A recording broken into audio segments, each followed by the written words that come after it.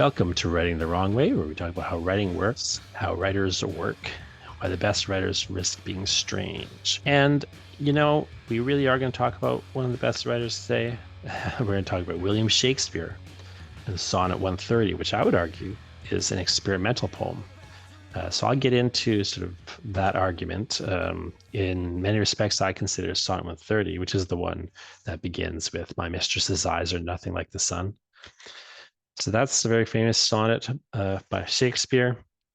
It is a sonnet that I think often gets misread as a love poem. I'll talk a bit about how it is a love poem.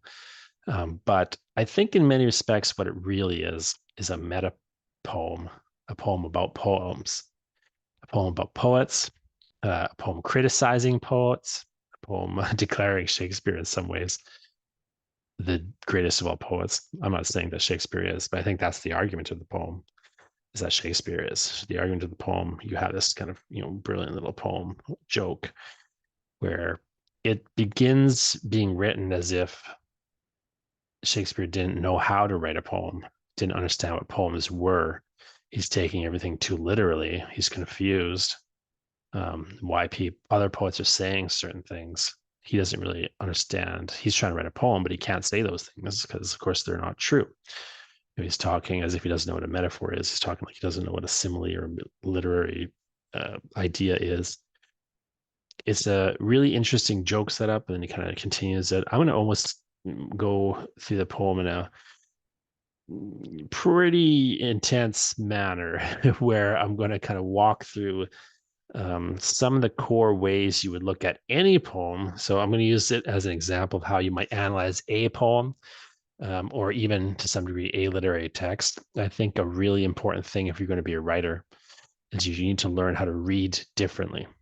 There's a way of reading that you read if you're just reading for fun, and there's a different way of reading if you're trying to analyze something as an academic or as a writer.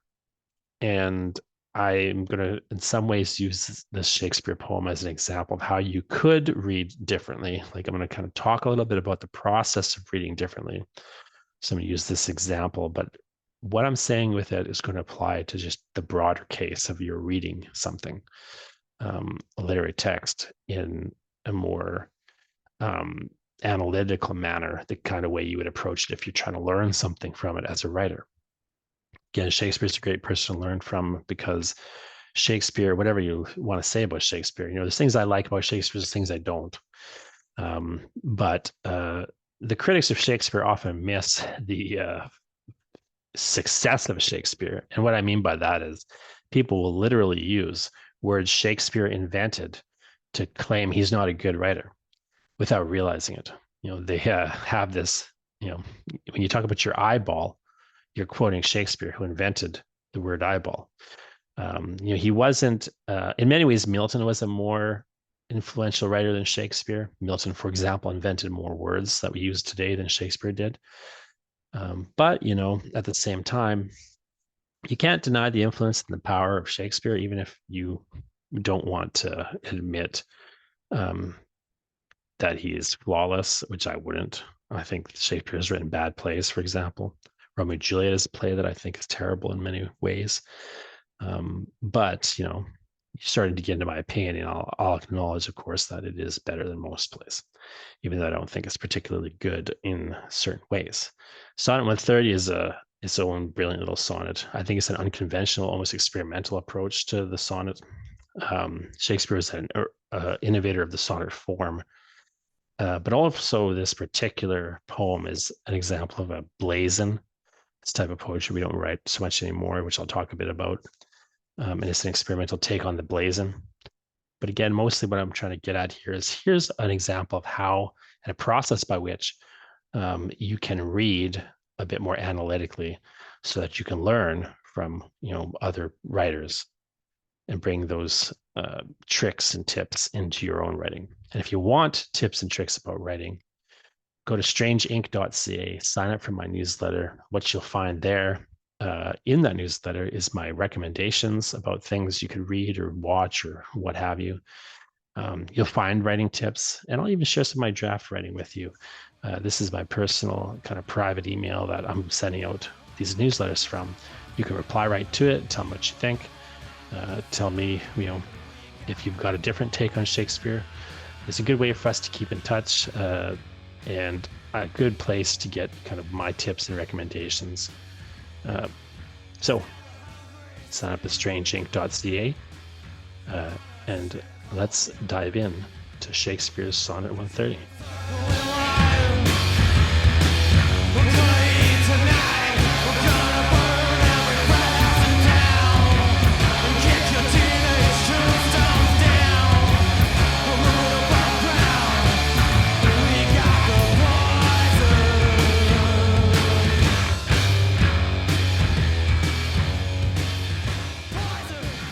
We're going to look at William Shakespeare's Sonnet 130, which is also known by its first line.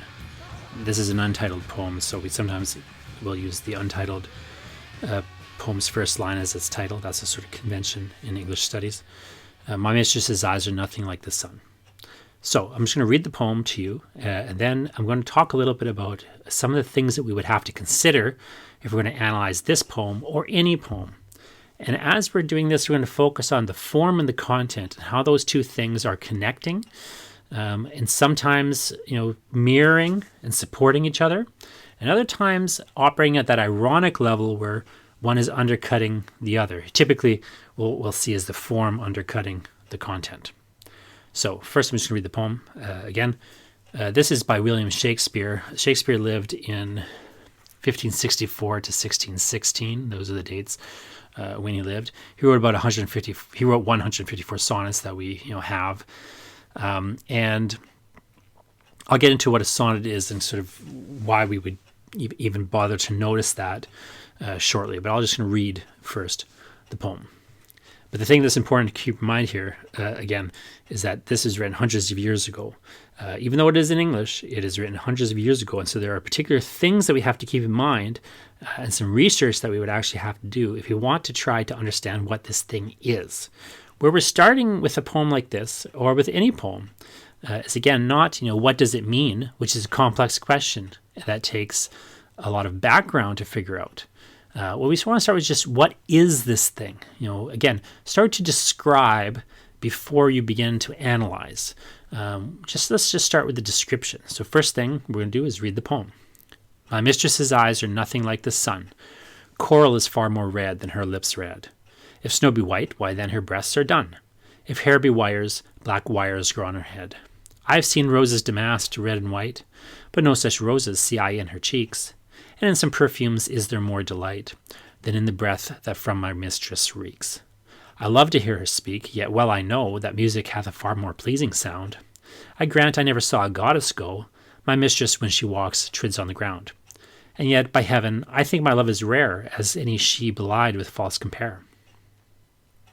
So, where do we start with a poem like this? I think Shakespeare in particular, but also poetry in general, can become and seem very intimidating. It can seem difficult to understand where we should start when we're, trying to understand a poem like this. I think the best way to think about anything that you're trying to understand is just begin with the simple question of what is this thing that I'm even looking at? We know a few things about it. We know it's a poem. We'll get into a little bit later what a poem even is. But this is a poem, and that's something that's very worth keeping in mind.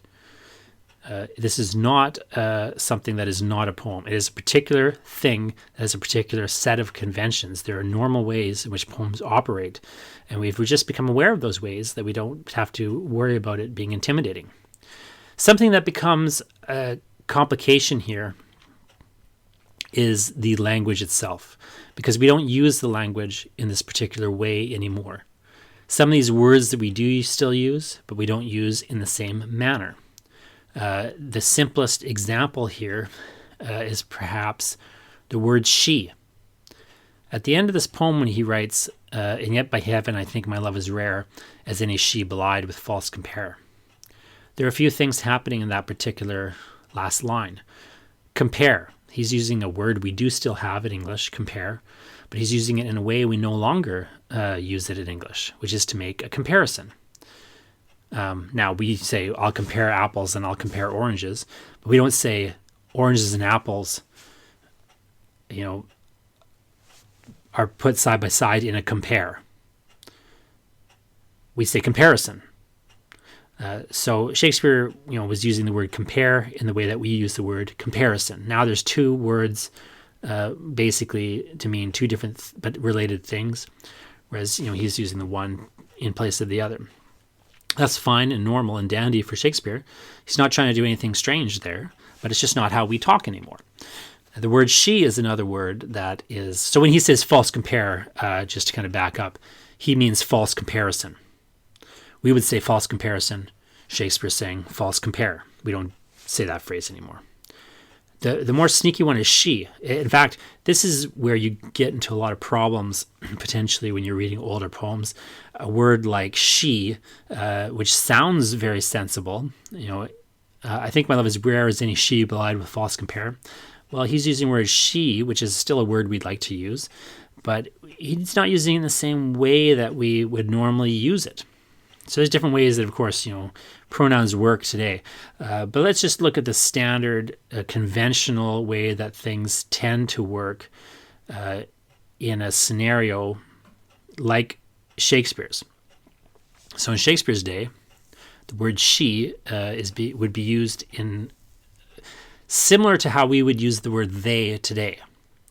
Today, if there was a woman, one woman who identifies as a woman standing over here, I would maybe point to her and go, she likes pizza. And I'd be talking about one person, right? I might even, use if she doesn't like, that pronoun, I might point to the individual and call her they. But I would not do the thing that Shakespeare is doing, which is point to a group of 5 women who identify as women and call them she.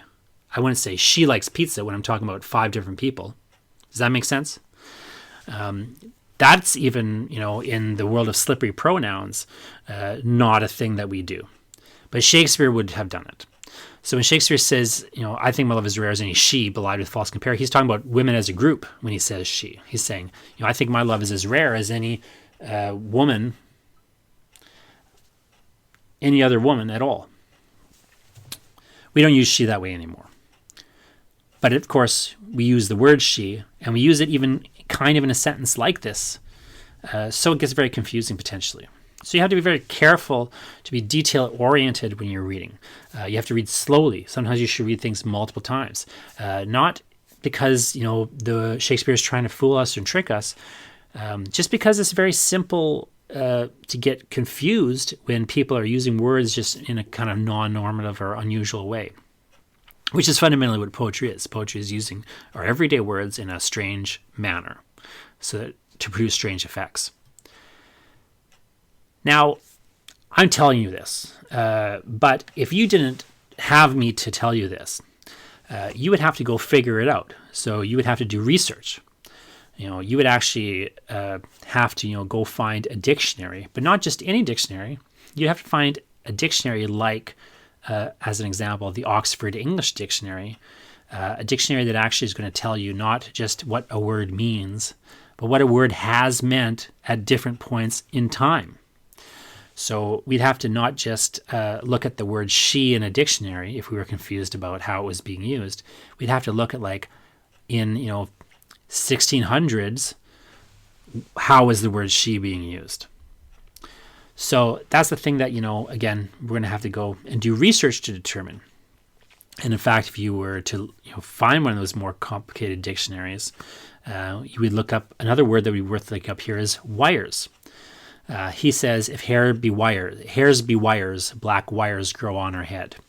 I think that is a line that if you don't have a familiarity with Shakespeare and a familiarity with how literature worked in the 1600s, roughly, you would be hard-pressed to understand what that line means. It seems on the surface like the meaning is available to you.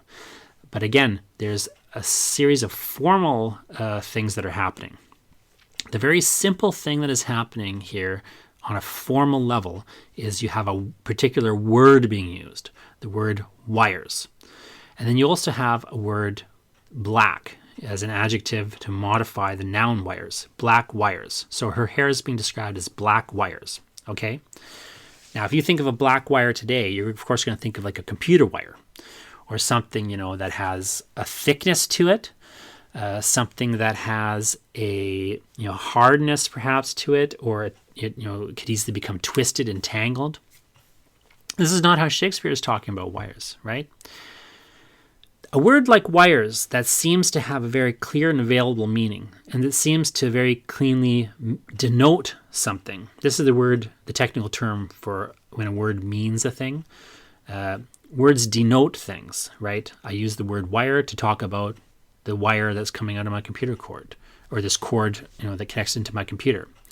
I use the word remote to talk about this remote, this machine, I should say, that I use to control my TV. Remote denotes this particular type of device. Bowl denotes this particular, thing that I would, use to put some popcorn in. But these words that we use all denote, they all directly refer to a thing. When you say dog, it denotes a particular type of animal. But the other thing, though, that words do is they connote. They don't just denote, they connote. What a word connotes is a series of things that it suggests, or a series of other meanings that have collected to it. So when Shakespeare says black wires, he refers to hair as black wires, or he says if hairs be wires, black wires grow on her head. What he's saying there seems very simple. If hairs are like wires, her hair is like black wires. That's the content. But the formal level, because he's used these particular words, starts to feed into a host of connotations or a host of associations that, again, mattered in Shakespeare's time and don't really matter in the same way today. So I'm going to back away from the content of this poem a little bit and tell you a little bit about the context where Shakespeare is producing this poem. So here again, we're looking at the formal level and we're asking, what is it? If you do some digging into English literature and you kind of get into the history of this kind of thing, a poem, of course, there's different types of poems. This is a particular type of poem called a blazon. That's B-L-A-S-O-N. A blazon is a poem that we don't see as so much of anymore, but is extremely common. We still see them, but it was extremely common in Shakespeare's time to write blazons. And a blazon is a poem where a woman's body is being talked about by comparing the parts of her body to different things. So, a traditional and conventional blazon that, Shakespeare would have known of would go like this. Your eyes are like the sun. Your lips are as red as coral. Your skin is as fair as snow. Your hair is like golden wires. The word wires at the time, in so far as it would be compared to hair, it didn't refer to like a thin, fragile, flowing, hair. This is the kind of wires that are talking about. So again, there's a particular kind of poetry, poetry. Coming down from that, there was a certain genre of poetry, the love poem, a poem which you write to your lover or to express your love for a person. Then, coming down a little narrower from that, a certain type of love poetry, the blazon, where different parts of a blazon would be written for a woman or about a woman. It would be talking about that woman's body in so far as, this is supposedly a way to praise the woman and to display one's love. And would additionally be talking about that woman's body by comparing it to other things that were also meant to be, beautiful. So when, somebody writes, your hair is like golden wires, that was considered to be praise and the height of beauty. Shakespeare is writing this poem in a context of where these are the cliches. These are the ways that people and poets have been writing about women for, a long time at this point. And Shakespeare is writing a poem in a tradition, this particular tradition, where he's refusing that tradition. So keep this kind of, so in this sense, he's writing what we would consider an ironic blazon. Instead of doing the conventional blazon operation, comparing parts of her body to beautiful things, and then therefore suggesting your body is beautiful, and so are you. My love is beautiful. I love you. Shakespeare's doing this ironic approach. He's saying, your eyes aren't like the sun. Your lips aren't red as coral. You know what? Your hair is actually not golden. It's kind of black. Here's the weird thing that we wouldn't get today, but is very relevant when you're looking at a poem like this. Shakespeare is suggesting that his lover, the woman that he's writing about, is not blonde, and therefore he doesn't know.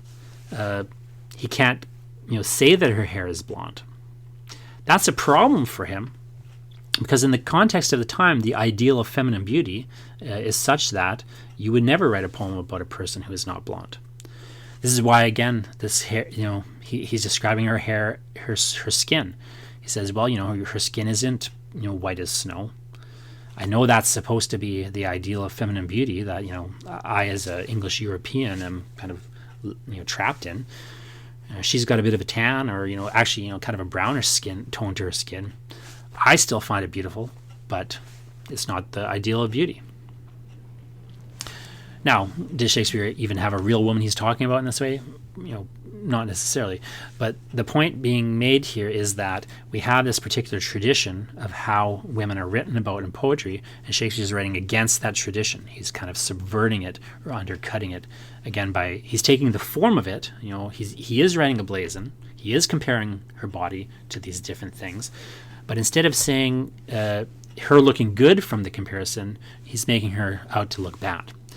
So now if you walk through the poem again, you can kind of see the operation and how his story, his poem is working. He starts with saying, my mistress's eyes aren't like the sun. It's not, it's nothing like the sun.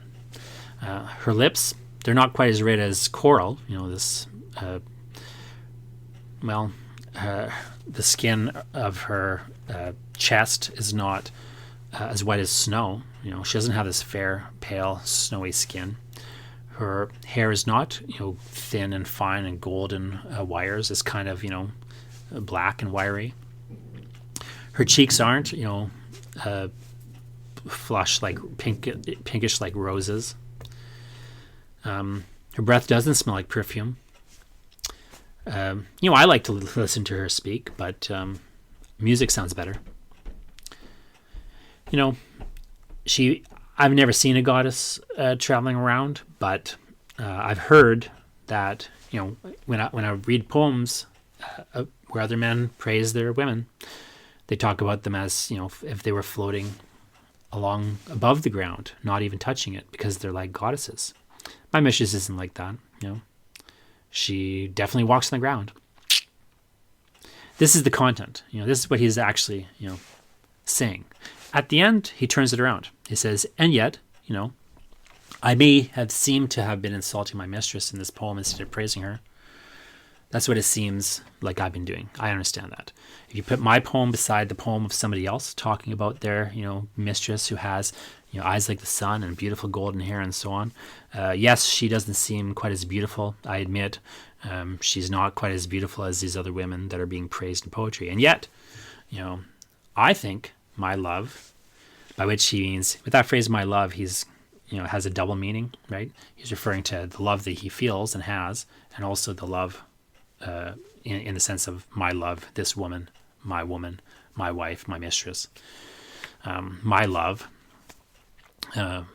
is as rare as any she belied with false compare. What he means there is, so the direct, communicative content level meaning of that line, now that we've kind of sussed out what those different things mean and how the word she is working, what he's saying there is, and yet, even though my mistress doesn't seem as perfect and rare and ideal a beauty as these other women that are talked about in poems.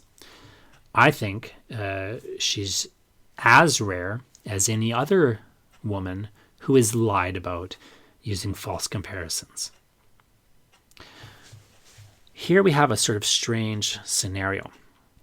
If we actually look closely at the content and the form, then, right? Again, we've got this content level where it seems like he's insulting this mistress, but then he's coming back around to the idea that actually I'm, trying to suggest that I do love this woman. I have a true love, not a fake love, like these other poets seem to have. He's setting this poem up against and as the opposite of other poems in which women are, again, these blazons, in which women's bodies are being praised in particular ways. If you isolate a line like, I love to hear her speak, yet well I know that music hath a far more pleasing sound. What he's specifically saying in that particular line, if you look closely at it then, I love to hear her speak, is the first time in the poem where we get the suggestion that he actually likes something about his mistress. It's the first positive thing he's actually said, as opposed to negative. And I'll ask you to note that when he says, I love to hear her speak, he's not talking in the blazon way anymore. The blazon operation is to say, your voice is like music. He's saying, I like hearing her speak, but her voice isn't like music. Again, look at what's happening in the traditional blazon versus what's happening here. Instead of an emphasis on physical or even, in this case, the musical qualities of her voice, he's saying the content is what I like. Again, I think this is a useful poem to talk about form and content because we get inside the poem itself this thematic discussion of form and content. He suggests in that line, what matters to me when she speaks is what she says, not the pretty package that, maybe could be wrapped up in it. Yes, her voice could sound better, but what I love is that she's saying something that is meaningful, or that I want to listen to, or whatever. She has something to say. That's what I love about her, not so much how good her voice sounds. What eventually, Shakespeare is trying to suggest here in this whole poem is that there's this tradition of poetry in which women are talked about in a particular way. This one, not real women, but this ideal female beauty is under discussion. And the ideal of female beauty is being praised. But no women actually match this ideal of female beauty. Some women aren't blonde. Some women, who are beautiful don't have white skin, snowy white skin. Some women who are beautiful have things to say. They don't just have a voice that sounds good. There's a way in which the physical or the formal aspects of their, bodies, which are the focus typically of male praise, are maybe not the things that fundamentally men should be praising. There's a suggestion here that there's a couple of ways to look at this particular poem by Shakespeare and different attitudes you can take towards it. So one sort of way to think about it here is it's a poem that in many respects seems to be about, on the surface level, again, it's in a bit of an ironic poem because it seems to be about this mistress that he's talking about. But really, what he's complaining about is how poets write. He's sort of on a surface level complaining, poets aren't doing a good job praising their women because they're using all these cliches. All their women sound the same. It's as if, you have 100 poems praising 100 women, but they all sound identical. Well, my mistress is more rare. She's not only as rare, she's maybe more rare than the other women, because the woman I'm talking about is a unique individual, not one of these other people who is being lied about using false comparisons. So it's a love poem that is again operating in an ironic fashion because it seems to be criticizing and complaining and denigrating this woman, when in fact it's meant to be supporting uplifting, and actually, praising her. He's suggesting that my love is real. Other poets, other types of love that are more focused on the physical, are false.